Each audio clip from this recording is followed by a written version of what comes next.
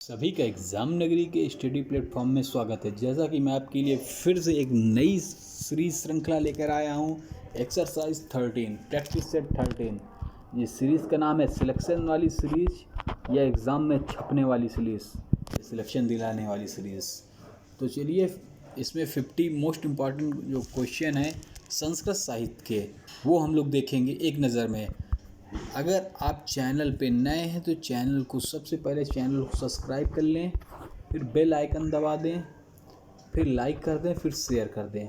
Subscribe जरूर करें। Subscribe करने से आपको इस चैनल पर टीजीटी, पीजीटी हो, बीईओ की हिंदी क्लास हो, आरओ एआरओ हो, या डीएसएसबी टीजीटी पीजीटी हो, या सुपर टेट हो, या टेट हो, या सी टेट हो, या अदर एग्ज़ाम जो होते हैं हिंदी से रिलेटेड उन सभी एग्ज़ामों के लिए आपको बेस्ट कंटेंट मिलेगा, बेस्ट पीडीएफ मिलेगी और बेस्ट क्लास मिलेगी। तो आप चैनल पे नए हो तो चैनल को सब्सक्राइब कर लें।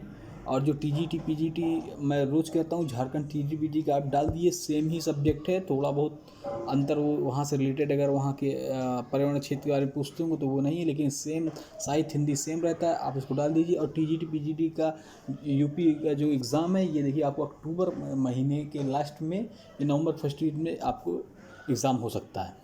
तो चलिए, पहले सब्सक्राइब करिए। सब्सक्राइब करने के बाद ही आपको ये जो क्लासेस होती हैं उसकी नोटिफिकेशन सबसे पहले आपको मिलेगी। तो सब्सक्राइब रेड बटन दबा दें, फिर उसके बाद बेल आइकन दबा दें, जिससे कि आपको पास तुरंत नोटिफिकेशन आ जाए। तो सब्सक्राइब करना ना भूलें, क्योंकि इसमें आपको रोजगार संबंधी या कोई विज्ञप्ति या कोई नोटिफिकेशन निकलता है, सबसे पहले आपको एग्ज़ाम नगरी देता है। सब्सक्राइब करिए, लाइक करिए, शेयर करिए। चलिए अब बढ़ते हैं मोस्ट इम्पॉर्टेंट स्टडी की ओर। संस्कृत साहित्य देखिए, काव्य के तत्व माने गए, काव्य के तत्व 2 माने गए हैं। और महाकाव्य के उदाहरण कौन कौन से हैं? तो महाकाव्य के उदाहरण रामचरितमानस, रामायण, साकेत, महाभारत, पद्मावत, कायायनी, उर्वशी, लोकतायन, एकलव्य आदि। पूछ लेता है कि रामचरितमानस क्या है, महाकाव्य है कि काव्य है कि नाटक है? तो आपको पता है, मैंने बता दिया है कि रामचरितमानस महाकाव्य है, रामायण महाकाव्य है, साकेत महाकाव्य, महाभारत महाकाव्य है। पद्मावत महाकाव्य है कि नाटक है कि यह काव्य है? तो ऐसे बोलते तो महाकाव्य है। तो ऐसे देखिए कितने 1 2 3 4 5 6 7 8 9 10 क्वेश्चन आपके एक क्वेश्चन में तैयार हो गए। तो चलिए, पूछता है मुक्तक काव्य के उदाहरण। तो मुक्तक काव्य के उदाहरण मीरा के पद हैं, रमणीय है, सप्तशती है।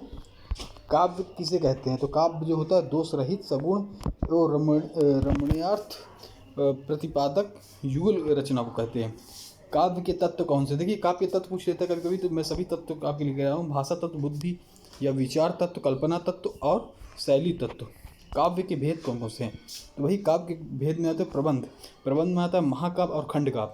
मुक्त काव्य में आता है मुक्त काव्य और मतलब काव्य के भेद में प्रबंध आता है। प्रबंध के अंदर महाकाव्य और खंड काव्य आते हैं, और दूसरा जो आता है मुक्त काव्य आता है। 7वां क्वेश्चन देखते हैं, वामन ने काव्य का प्रयोजन माना है। भैया, तो वामन ने बहुत वेरी इंपॉर्टेंट क्वेश्चन है। ये क्वेश्चन आते रहते हैं और बहुत सेटों में आज में पूछे गए हैं। तो मैं फिर से कहता हूँ, चाहे बीईओ की तैयारी कर रहे हो, चाहे NVS, TGT, Bihar TGT, Madhya Pradesh TG, Jharkhand TGT PGT Hindi, या super TET, STET, UP TET, कोई भी तैयारी कर रहे हैं, आपके लिए बहुत ही क्लास जो है, इसकी जो श्रृंखला है, इससे पहले 29 मैंने प्रैक्टिस सेट करा दिए हैं और 5 क्लासेस डिस्क्रिप्टिव करा दी हैं।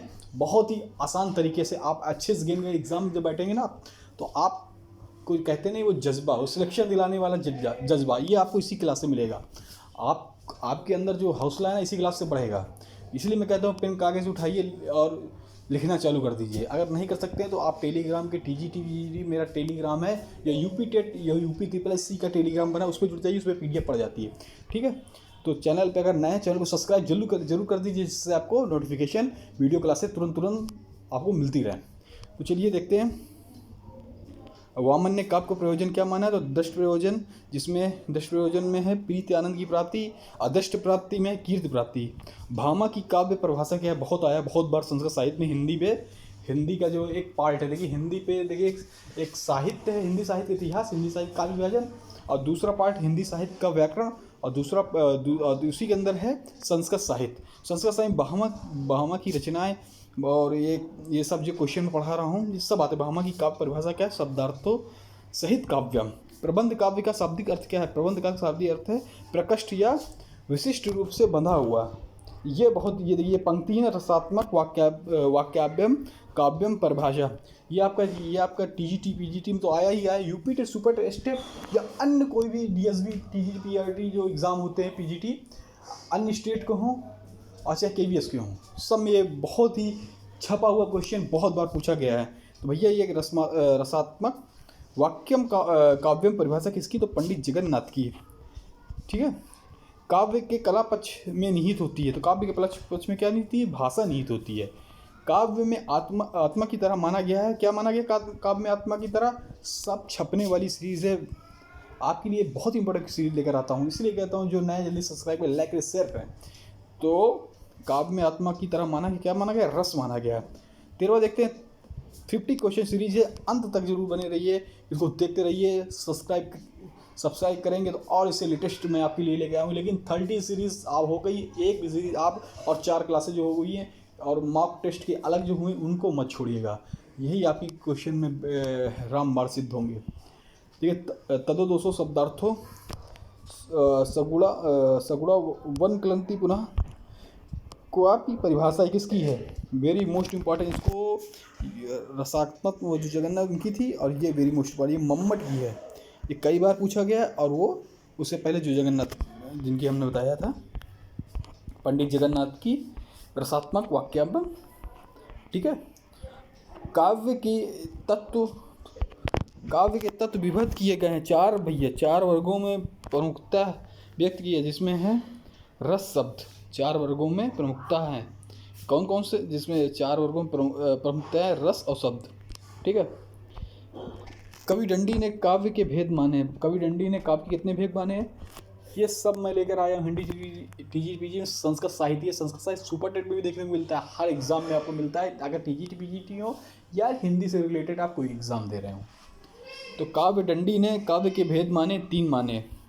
एक और आ गया बहुत बेहतरीन, पंडित आचार्य जगन्नाथ का है, रमणीय अर्थम प्रतिपादक शब्द काव्यम की परिभाषा किसकी है?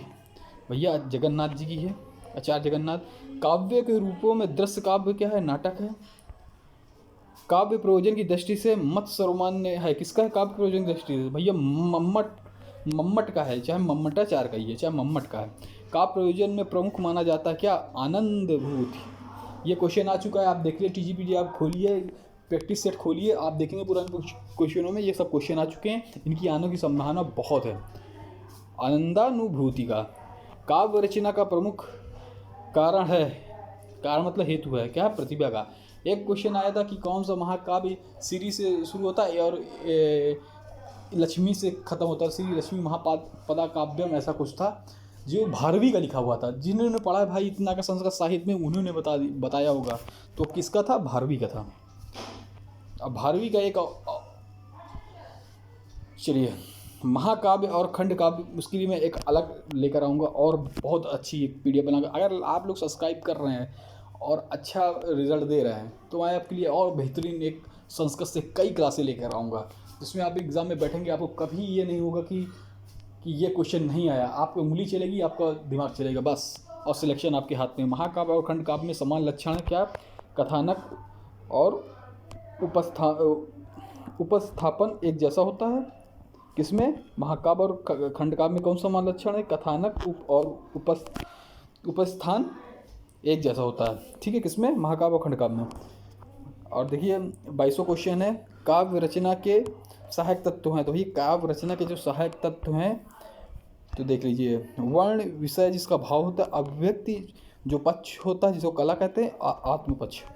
23वां मम्मट के काव्य प्रयोजन है। तो भैया मम्मट के जो कार्य प्रयोजन है, यश है, अर्थ, व्यवहार ज्ञान है, स्वीयता रक्षति, संघ पर निर्वृत्ति, कांता सम्मिलित है। मम्मट बहुत फेमस है, संस्कृत साहित्य में बहुत क्वेश्चन आते हैं। मम्मट के स्वीयतर का अभिप्राय क्या है? तो अनिष्ट है, जो अंतर है। ठीक है, स्वीयतार का अभिप्राय क्या है? अनिष्ट है। 25वां देखते हैं, सगुणालंकारण सहित दोष सहित जो होई, परिभाषा किसकी है? तो भैया चिंतामणि की है। भारतीय काव्य शास्त्र के अनुसार काव्य तत्व हैं। तो भारतीय काव्य शास्त्र के जो काव्य तत्व हैं, शब्द हैं तो एक शब्द और अर्थ, 2 रस, 3 गुण, 4 अलंकार, 5 दोष और रीतियाँ, ये हैं भारतीय साहित्य के। 27वां देखते हैं, आधुनिक कवियों ने प्रयोजन में क्या विचार दिए हैं। भैया ज्ञान विस्तार दिया, मनोरंजन दिया, लोक मंगल उपदेश दिए हैं। 28वां देखते हैं, खंड काव्य में सर खंड होते हैं, कौन कौन से होते हैं, 7 से कम होते हैं। 29वां, शैली के आधार पर काव्य भेद। तो भैया शैली के आधार पर काव्य भेद बहुत बार पूछा गया है, very important, most important question है, जिसमें गद्य पद और चंपू होते हैं और एक गद्य पद चंपू होते हैं, इनमें से एक डाल दिया, एक चौथा अलग डाल दिया, पूछ लिया आपसे, ऐसे होता है। तो रूपक और उपरूपक, ठीक है। दृश्य काव्य के भेद है, कौन कौन से दृश्य काव्य के, रूपक और उपरूपक। महाकाव्य का प्रधान रस होता है, तो भैया महाकाव्य का हमेशा प्रधान और वीर रस होगा, या श्रृंगार रस या शांत रस। 32वां देखते हैं, महाकाव्य के प्रारंभ में होता है, भैया महाकाव्य के प्रारंभ में मंगलाचरण या इष्ट देव की पूजा होती है। मैंने बोला था ना, ये पूछा था कौन सा महाकाव्य है जो सीरीज से स्टार्ट होता है, लक्ष्मी से खत्म होता है, किसने लिखा, तो भारवी ने।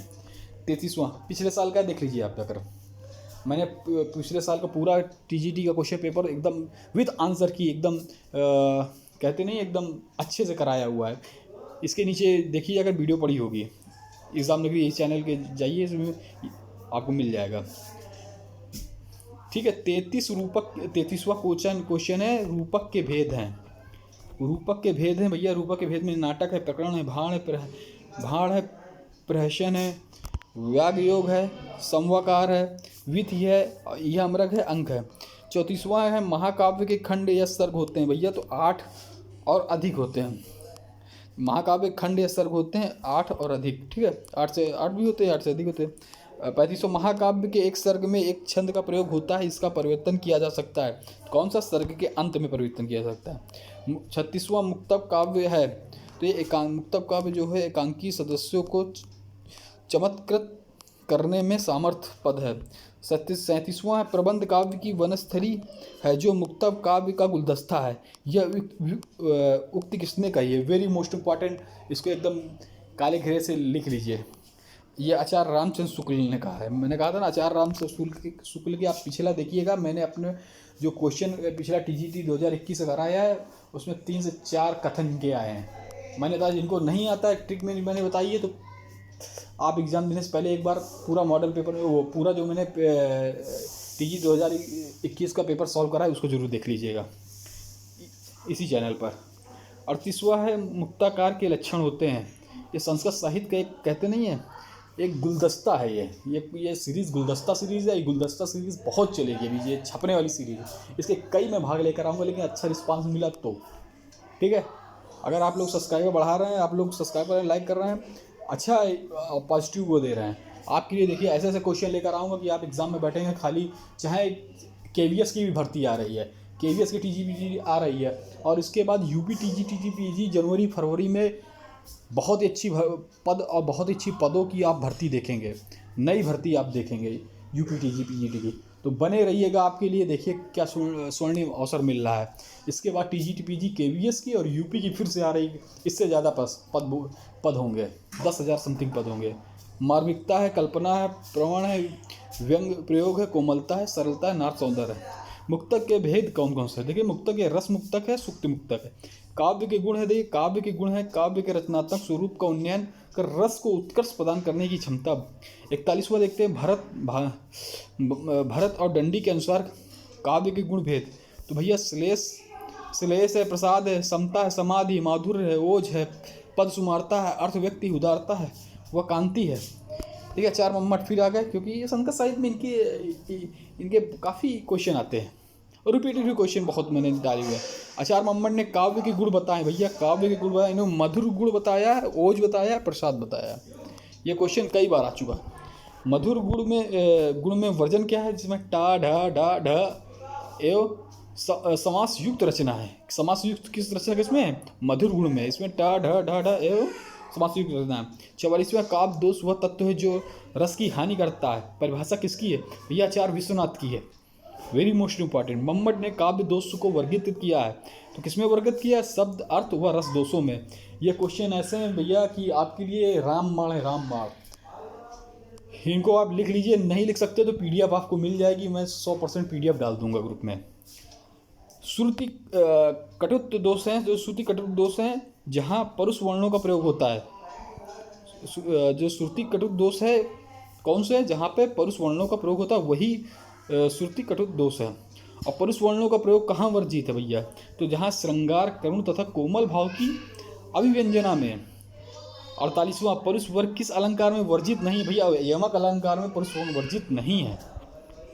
परुष वर्ण का कब गुण बन जाते हैं, परुष वर्ण कब गुण बन जाते हैं भैया, तो जब वीर, रौद्र और कठोर भाव में हो तब परुष वर्ण गुण बन जाते हैं। तो क्वेश्चन आता है परुष वर्ण गुण कब बनते हैं, वीर डाल दिया, रौद्र डाल दिया, कठोर डाल दिया, एक गलत कर दिया तो पूछ लिया कौन नहीं है, गलत वाला ही 3 है।